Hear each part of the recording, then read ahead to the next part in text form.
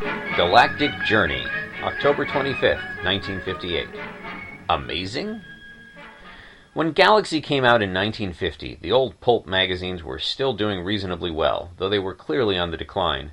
Galaxy editor Horace L. Gold put out a one-page ad on the back of the first issue making fun of the space westerns that had typified the pulp since the 20s and promising that no such trash would appear between the covers of his fine magazine.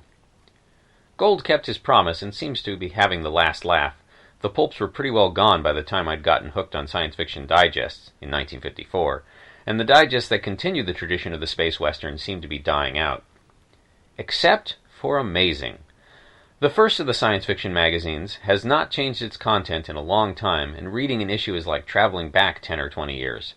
Tales of strong-chinned heroes and tough-talking thugs and beautiful damsels gallivanting around the planets like folks taking the stage from Pecos to El Paso, with terrain to match.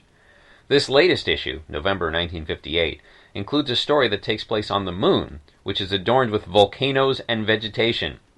In 1958! Just to make sure I was with the times, I went into my daughter's room and leafed through Roy A. Gallant's fine hardcover Exploring the Planets. Sure enough, the moon is dead and airless. Gallant's book was published this year, and I don't doubt its accuracy. I guess someone needs to tell Paul Fairman, Amazing's editor, what decade this is. Now I suppose I'm going to get a lot of negative comments, such as the ones that I read in a similar magazine, Imagination, Madge to its readers, before it too went out of print.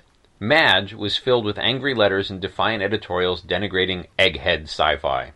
After a long day at work, the editor said, a guy just wanted some adventure yarns. He shouldn't have to think so hard. Of course, I only read Madge for Fandora's Box, Mary Wolfe's excellent roundup of conventions and fanzines.